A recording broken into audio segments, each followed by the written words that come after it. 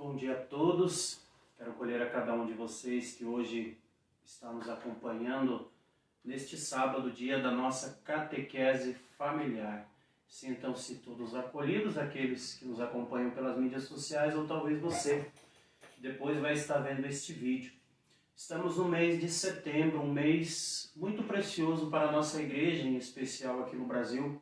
É o mês da Bíblia. Em agosto, celebremos e rezemos pelas vocações. Setembro, o mês da Bíblia, e mês que vem, o mês de outubro, o mês missionário, o mês das missões.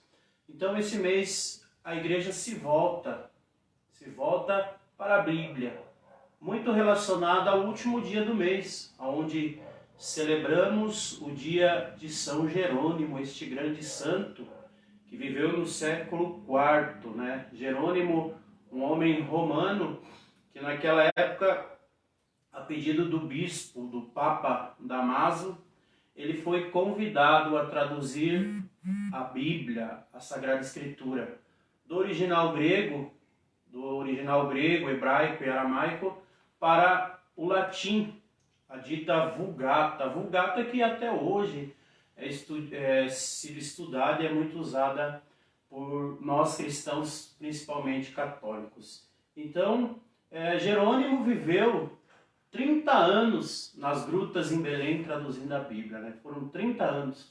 Durante o dia, ele cuidava dos trabalhos de padre, apostólicos, e à noite, sobre a luz de uma vela, ele traduziu esta Bíblia. Jerônimo levou 30 anos para escrever a Vulgata, né? A tradução da Bíblia na língua do latim. Então veja a importância das Sagradas Escrituras. 30 anos um homem vivendo em uma gruta, né, para traduzir a Sagrada Escritura. E São Jerônimo dizia o seguinte: desconhecer a Sagrada Escritura é desconhecer o próprio Cristo. O tema de hoje é conhecendo a Bíblia. A importância de conhecermos algo que muitas vezes é tão prático de termos, tão prático de nós conseguirmos, mas que não nos deixamos conhecer a Bíblia. Santo Agostinho dizia que conhecer a palavra de Deus é falar com o próprio Cristo. Ora, na oração falamos com Deus. Quando lemos a Sagrada Escritura, o próprio Deus fala conosco. É o próprio Deus que fala por meio da palavra. Então, conhecendo a Bíblia. A nossa Bíblia, a Bíblia católica, né, existem 73 livros canônicos, né? Existem os não canônicos, que são os livros apócrifos, evangelhos, por exemplo, Evangelho de São Tomé, Evangelho de outros santos, mas que, por discernimento do Espírito Santo, a igreja não incluiu. Então, os livros canônicos são aqueles 73 livros que nós encontramos, como nessa Bíblia, da tradução da Ave Maria, que é a minha, né? Existe tradução pastoral, da CNBB, a tradução da Jerusalém, que é uma Bíblia mais de estudo, para quem quer se aprofundar ainda mais. Ela existe várias explicações do contexto histórico da Sagrada Escritura. Então, a Bíblia católica ela possui 73 livros.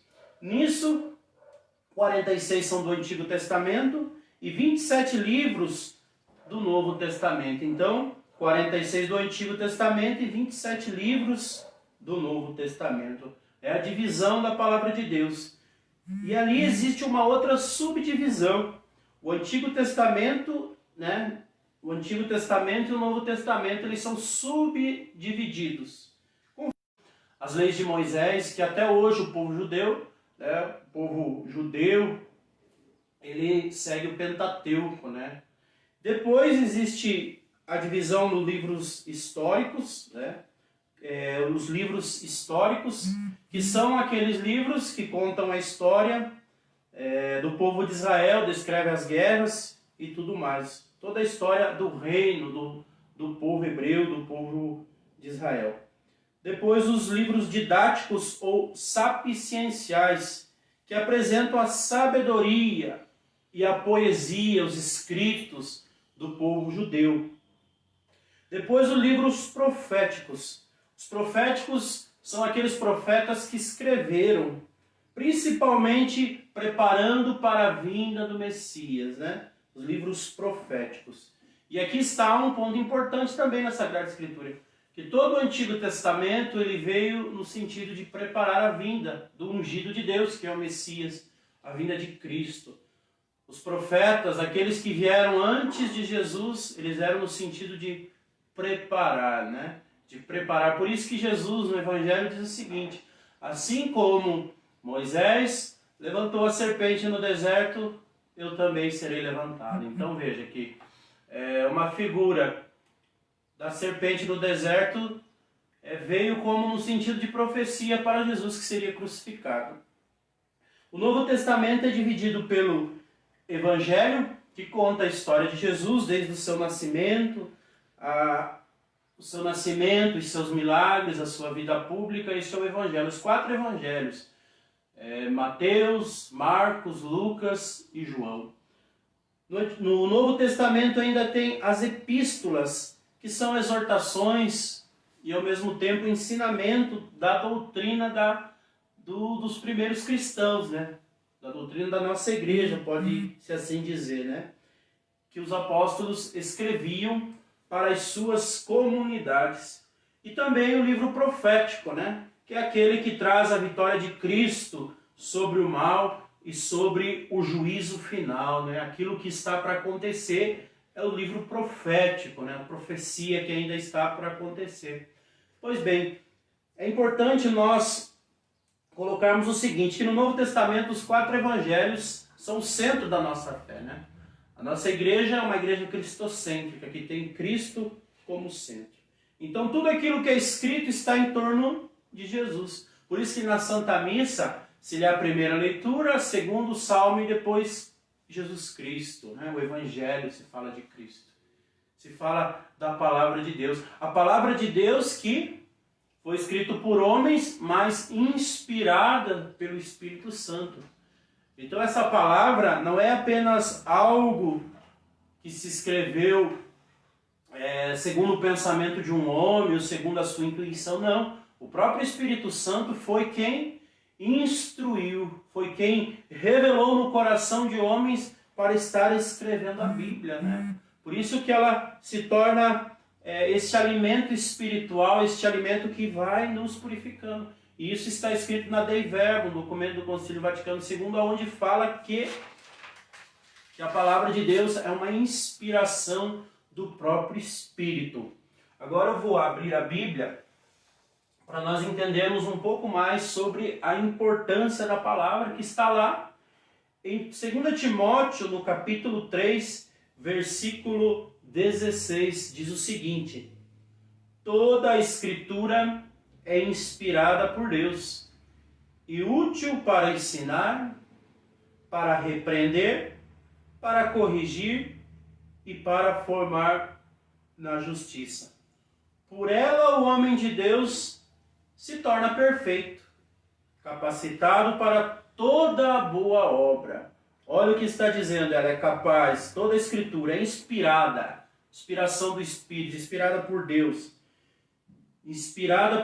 e útil para ensinar, para repreender, para corrigir, para formar a justiça. Por ela o homem de Deus se torna perfeito e capacitado para toda obra. Ora, se o nosso desejo, a nossa primeira vocação de todo cristão, já passamos o mês das vocações, mas só para a gente contextualizar. A primeira vocação nossa é ser santo. Para a gente ser puro, para a gente se autocorrigir, é preciso que nós tenhamos uma convivência, um tempo de leitura com a palavra de Deus, senão é impossível ser perfeito. É impossível nós alcançarmos a perfeição, porque a palavra de Deus é eficaz. Ela é eficaz. Hebreus capítulo 4, no versículo 12, vai dizer o seguinte: porque a palavra de Deus é viva. Ela é viva e eficaz. Ela é eficaz. A eficácia da palavra na nossa vida. E hoje, nos tempos em que vivemos, você que nos acompanha, quantas vezes a gente procura conforto em palavras do próprio homem, ou vozes que este mundo ecoa, que muitas vezes não preenchem o nosso coração. Que neste mês de setembro nós possamos confiar na palavra viva e eficaz de nosso Deus. Esta palavra de Deus que é poderosa, lá no próprio livro dos Hebreus diz o seguinte, da carta aos Hebreus: muitas vezes e diversos modos, outrora falou Deus ao nosso Pai, pelos profetas. Ultimamente nos falou por seu Filho, que constituiu herdeiro universal, pelo qual criou todas as coisas, esplendor da glória de Deus. Imagem do seu ser. Sustenta o universo, olha só, sustenta o universo com o poder da sua palavra, depois de ter realizado a purificação dos pecados. Olha só, ele sustenta por meio da sua palavra. Ele sustenta por meio da tua palavra, da sua palavra é o sustento. Então, a palavra de Deus sustenta todo o universo, como disse aqui na carta aos Hebreus. Por isso que esta palavra precisa ser o nosso sustento. A palavra de Deus que é poderosa no Antigo Testamento, lá no livro do Gênesis, quando Deus disse, faça-se luz, e a luz se fez. Fiat lux, faça-se.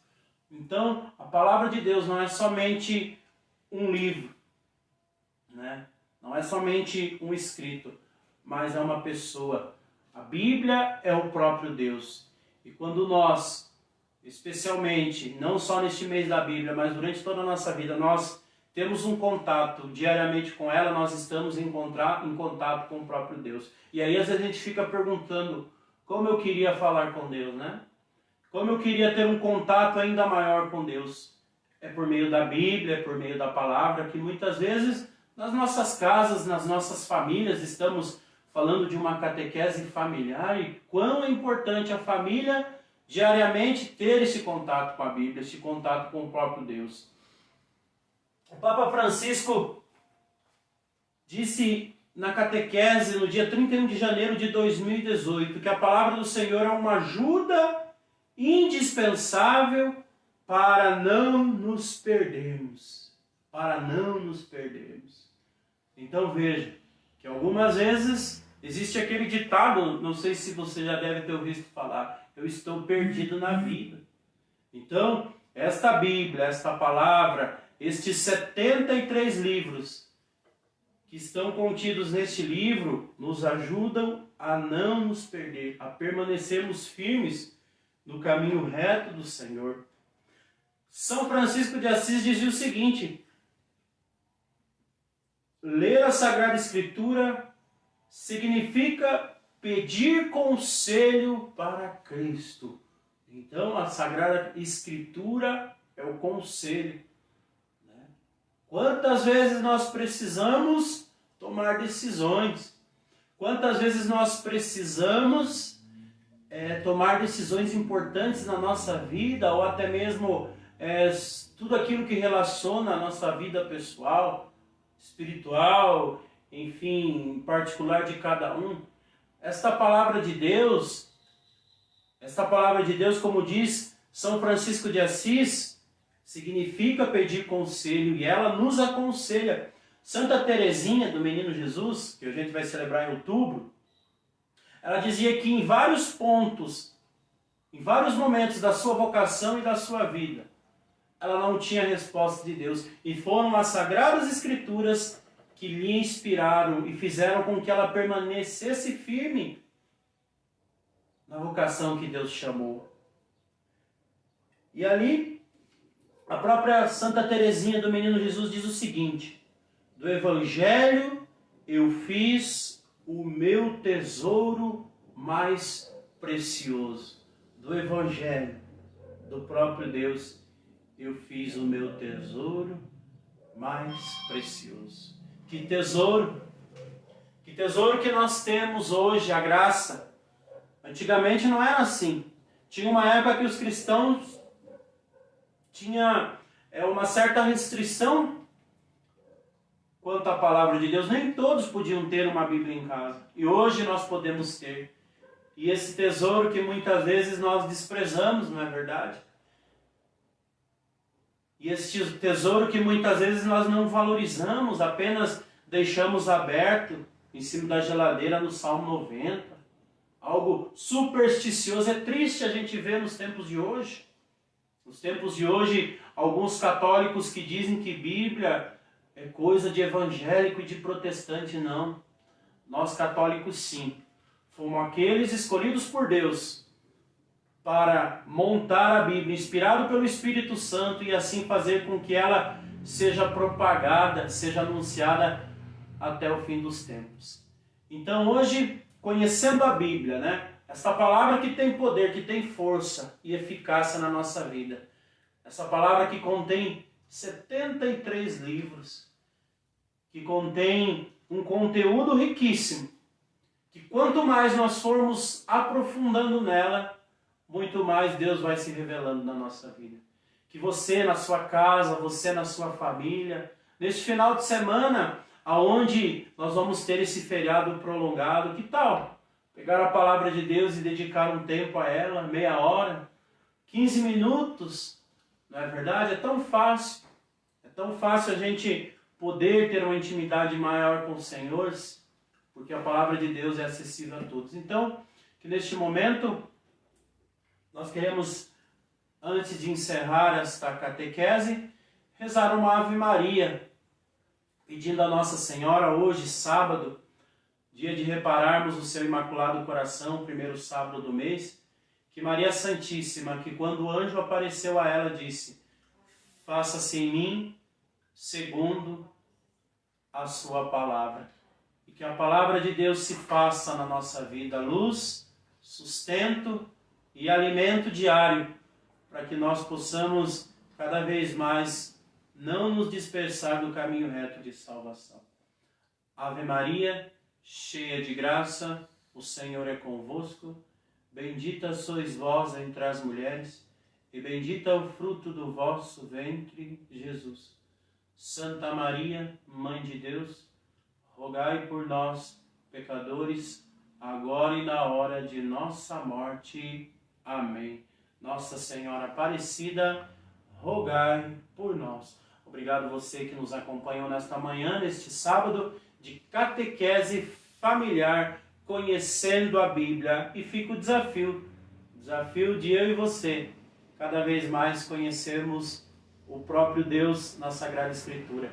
Porque não é um livro, somente um livro, mas é o Deus que tem sede e diariamente quer falar conosco. Bom dia a todos.